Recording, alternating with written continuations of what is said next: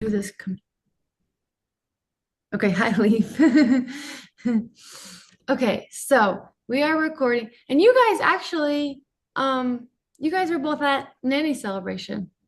Yes. Yes. Yeah, cool. Okay, so we all know each other here.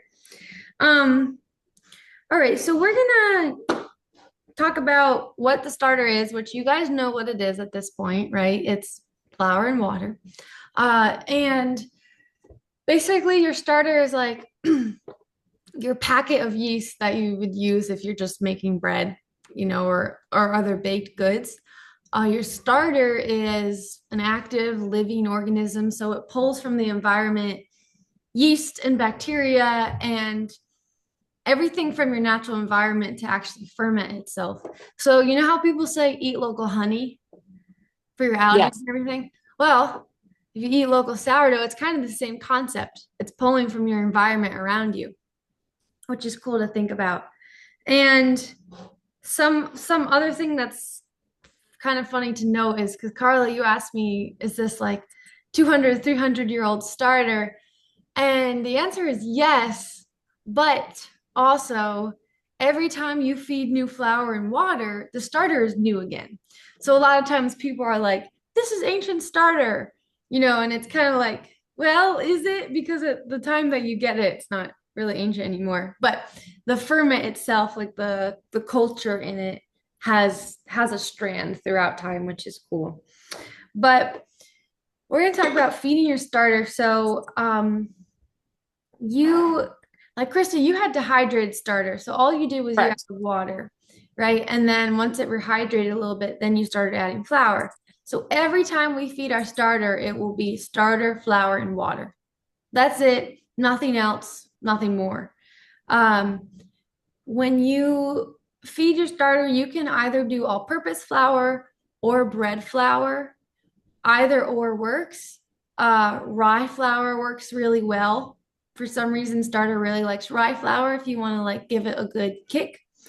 And always want to use, yeah, just filter water, bottled water, fridge water. You just don't want to use tap water because all the stuff that's in there can like kind of slow down the ferment process.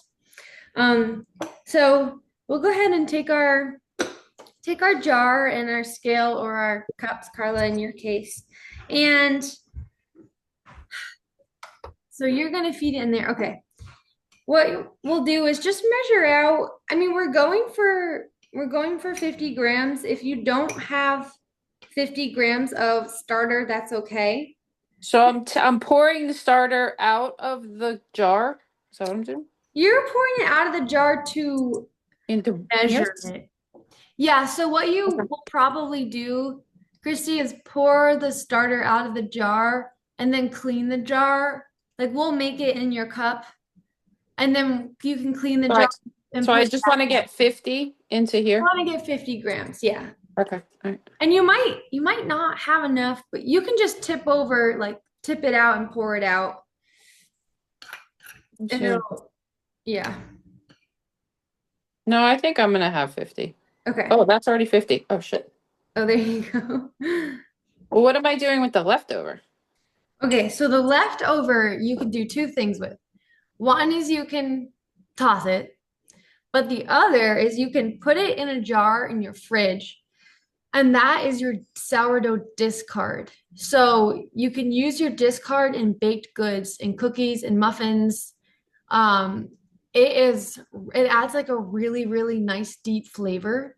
And people say it's the best cookies you'll ever eat. So you could just look online, sourdough discard recipes. Oh, okay. And what I do is I keep a jar in my fridge, and every time I have leftover starter, because that happens pretty much all the time, I just pour it into my jar and put it in the fridge. And it lasts for months. You can use it in pancakes, in waffles. Like it's really versatile. So it's good to keep it. If you're like, no, I'm never going to use it, then just throw it out. Definitely don't pour it down your drain because it acts like glue. Okay, so I need to empty this out. You need to So empty just that out. Yeah. If there's not much in there, you can like just hit it with some hot water no, to I have a lot. you have a lot. Yeah. Yeah. So you can get Oh. like a Tupperware or a jar to pour it into, or you can pour it into the trash. It's really up to you. I have like a That's bag. perfect. That's perfect. Yeah. hmm Yeah, you can use discard in so many things, and a lot of times when you're feeding your starter, especially if you're going to keep it, on the counter or even when you keep it in the fridge, you always end up with discard.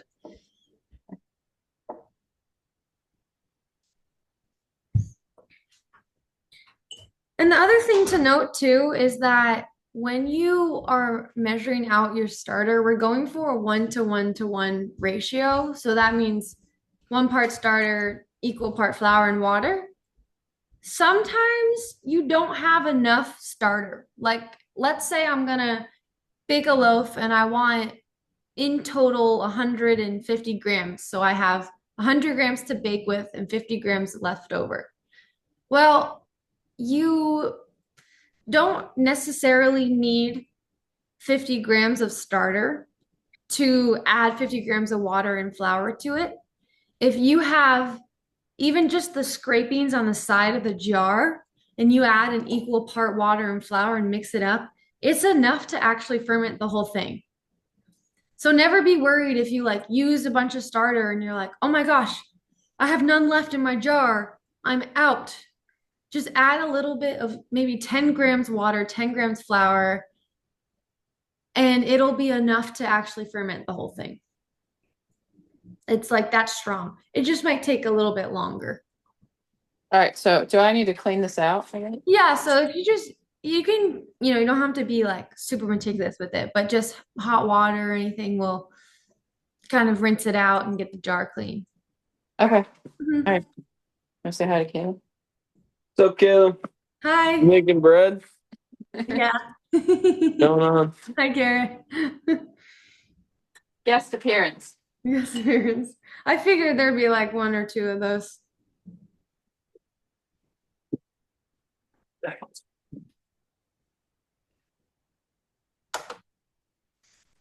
And then what we're gonna do to our starter is add 50 grams of water and 50 grams of flour, Okay. which Carla, in your case, is probably a little bit different in cups. Yes. Yes. I finally unmuted now that Leaf is somewhere else. Oh, okay.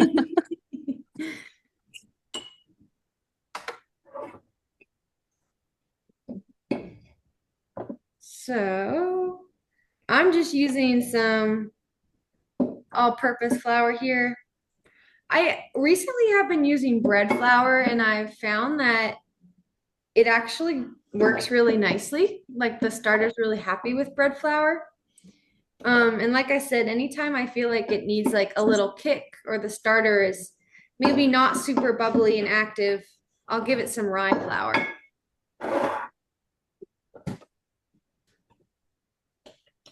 But what happens when you feed your starter is basically it starts eating, you're feeding it, right? So it starts eating the flour and it spits it out as CO2, which is what the little bubbles are. So your starter actually doesn't double in size, whereas, we're making 150 grams. We're not going to end up with 300 grams. It's still going to weigh the same. It just doubles in size because it gets a lot of bubbles in it and air pockets as it's starting to eat up the flour. Okay, so I'm adding, you said 50 and 50? Yes. And, you can get to a point where you're just eyeballing this. Like eyeball, eyeball I'm it. not eyeballing. Huh? I said, you're I'm not eyeballing, no way. Well, what you're going for is kind of like a wet pancake batter consistency. Yeah, it's kind of what I have right now. Yeah. So that's good. And if it's too wet, add a little bit of flour. And if it's too dry, add a little bit of water in. It's really forgiving. That's the good part. It is very forgiving. You just want to make sure that you never add less amount of flour than you have starter. You want to give it an equal amount or more so that it has enough to feed on, basically. Does it matter if my water is cold? Is it supposed to be room temp? So it does not matter. It just, well, what matters is timing because it's gonna happen at a slower rate with colder temperatures. And for you, because yours is so sluggish right now, I would say, if it's what you have right now, it's fine. Well, it's out of the fridge, but I can pop it in the microwave for a sec and warm it up. Yeah, you could do that. I'd say for you, because you're trying to get yours going, that using just like slightly warm water will really help. All right. But once it's established and everything, sometimes I use cold water. It's fine, especially because we're gonna use it tomorrow morning. So it has a lot of time to rise or double in size. Here's my other question. Yeah. Does it matter what order you add? Like, can you add the water then the flour? Or are you supposed to put the flour then the water? It doesn't matter. Okay, good. Yeah. Okay. I do it different every time, probably. Oh. Yeah. And you want to make sure that your jar, whatever it's in, is big enough for it to double in size. If you My have jar's pretty big, so your jar is big, yeah. If you have a really active starter, there's a chance it could triple in size. But usually it's just a double in size. And here's the thing is that everybody says when your starter doubles in size, that means it's ready to use. And that's the time you have to use it to bake. But if your starter does not totally double in size, that's fine. If your starter doubles in size and then starts deflating and you miss that period of time where it was doubled in size, you're still fine. You can still use it. all right. It's very forgiving in that way. You just want it to show signs of activity, right? So it's bubbly, it rose somewhat. Like mine doesn't double in size all the time. I still use it to bake and it's perfectly fine. Oh, like I thought this was like a souffle. Like if you didn't do it right, it wouldn't it wouldn't work. Yeah, and I really want to emphasize that this whole weekend is that this is a very forgiving process. It just doesn't seem like it. And it's really easy to be intimidated by sourdough because there's so many steps and there's so many different elements.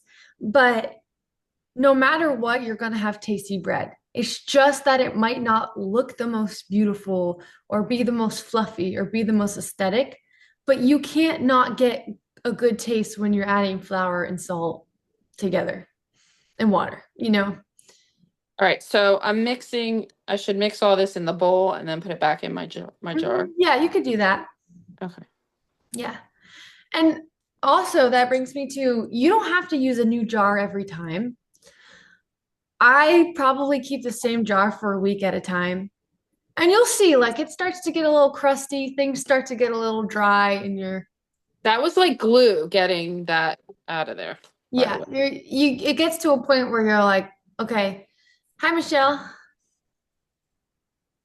Sorry. That's okay. So yeah, it gets to a point where you need to get a fresh jar and clean your jar. And it is hard to clean after as well. So like a lot of hot water and soap and you can soak it. But you don't have to do a new jar every time. Like I said, it just helps to know how much starter you have if you're unsure about it. And what I do a lot of times and what we'll do tomorrow is we'll pour from this jar. And since we know how much we are using, we'll go ahead and feed it again in the same exact jar. So you'll see that process and you can do that many times, until you're like, oh shoot, I should change this jar. So Michelle, we just fed our starter. We did 50 grams of starter, 50 grams of water, and 50 grams of flour. Wait a minute. Oh, okay. Do you have a scale? You have a scale, right? I do have a scale. So I got to take the starter out of here and put it in a new jar? I think that's more than 50 grams. Yeah, it is because I started out with 50 grams, I think, and then I fed it one time. Okay, so you can eyeball it if you feel confident doing that. No. Or you could pour it into a new jar. Okay. Yeah. Yeah. Like I said, it's important that you always want to feed your starter the same amount of flour or more. You never want to feed it less because then it's not going to double in size. It's not going to have enough food to Oh, eat, basically. I And that didn't. might be your thing, Michelle, that you've been having issues with is that you might not be feeding it enough. Exactly. I wasn't. Oh, then that's what it is. Yeah. Okay. Yeah, I had a starter going once before, and I think that's what happened to mine too. I never fed it enough and it died. Yeah, yeah. So What happens when it dies? Like, what does it do? I'm not trying to sound posh with this, but I've never had a starter die on me, so I don't A know. little bit, and then I fed it one time.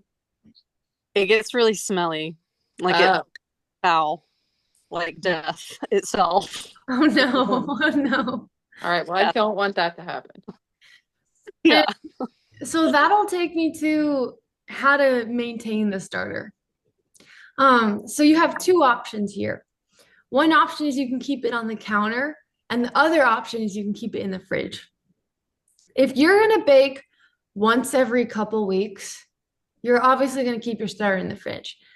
And we talked about this earlier, Christy, with the water. It's because cold temperatures slow down ferments. Basically, it's like Right. hitting the pause button almost. So when you keep it in the fridge, you have a lot more liberty on when to use it, when to feed it.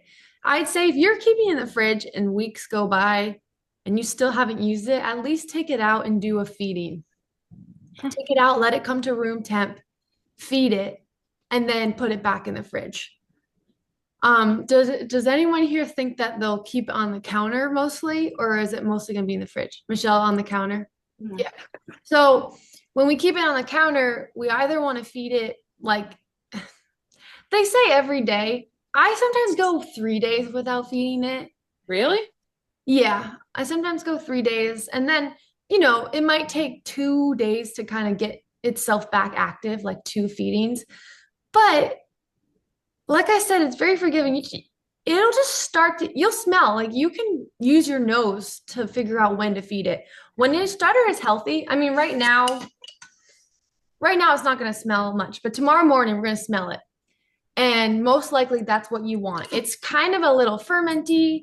It could be a little sweet, but it's not unpleasant. It's actually pretty nice. It's kind of like a little alcohol-y smelling. But when it starts to get hungry, it'll start to smell a little, not from afar. You'd have to like take your nose and smell it. But you would know. But yeah, so you can either keep it on the fridge, keep it in the fridge, and if you do that and you are gonna bake with it, I would pull it out 2 or 3 days before you want to bake. So kind of plan it out. Be like, I'm gonna bake bread this week. Maybe Sunday you pull it out and you give it a feeding. Monday you feed it once more if it looks like it needs it and it's not very bubbly. And then you can use it, bake with it, and then put it back in the fridge. So yeah, Michelle. How many times do you have to feed it before you bake it? And each time I feed it, Mhm. so like I did 50, 50, and 50, when I feed it again, what am I doing? So it depends on how much you have. When you feed it again and you keep it on the counter, you're gonna have to discard. Oh, You're gonna have to pour some off, just like you did. okay. So what you can do with that discard is put it in a jar and keep it in your fridge. And then every time you go to feed your starter and you say, oh, I feed my starter pretty much every day, but I don't bake every day. I bake a lot, but I don't bake every day. So a lot of the times I just feed my starter to keep it active, but the next day I'm like, oh, got to pour out some because otherwise you just end up with so much and you're wasting so much flour. So I discard some. I don't know why that. And then I put the discard jar in the fridge. Okay. And you can literally pour that into a pan and make a pancake. You can add it into baked goods. There's Okay. so many recipes that use discard out there, and they're very good. Okay, that's good to know. I didn't think about that. Yeah, so I mean, you could throw it out or compost it or whatever, but also it's just as easy to keep it and then be able to use it. So when you mix it too, you really want to make sure it's homogeneous. You want to make sure that there's no flour clumps. I find that sometimes like a butter knife works better to mix than a spoon. But it's personal preference. And Mine came with this handy dandy. oh, that's good. Yeah, my jar came with that. Yeah, that works good. What you got? Do I want to put it has like just this lid or like an actual screw-on lid? Does it matter? It actually doesn't matter. Okay. Yeah. I do this because I don't have one of those, and I feel like I I just like it better. It's just easier for me to put a lid on it. But that works too. I find in the summer months, if there's cheesecloth and Uh-huh. maybe the rubber band is not super tight, like maybe gnats will want to get in. But that's Yeah, not it's pretty tight. it's not a huge problem. You're totally fine with that. It really doesn't matter. Lid or cloth. Okay, because I just put like a towel over mine. Yeah, that works too. Okay. Yeah. Anything like you just don't want anything falling in there or any bugs getting in there. It's basically what you're trying to protect. It doesn't matter whether it's breathing or not breathing. It's going to do the same exact thing. Let's see, what else? So starter, fridge. Does everyone understand mostly the difference between keeping it in the fridge and on the counter? And does anyone have questions about that? So just to recap it. So if I keep it in the fridge, I don't have to feed it as often. Exactly. Yeah. And if I keep it on the counter, I should feed it every day or at least every other or every third day. Yeah. Okay. Yeah, exactly. And that's if you're gonna bake with it a lot. Like I bake once or twice a week, so I do keep mine in the counter. But when I go away, I put it in the fridge.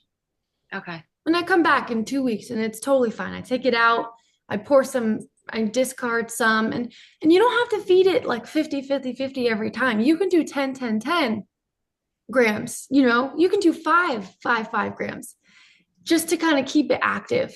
But yeah, if you're gonna keep it in the fridge, it doesn't matter how much you have in your jar. Just know that when you want to bake, you're gonna have to pull it out about a day in advance to bring it to room temp and feed it. Okay. And then you can use it.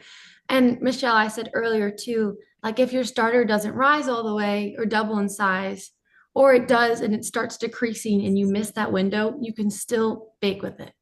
Oh. It will be fine.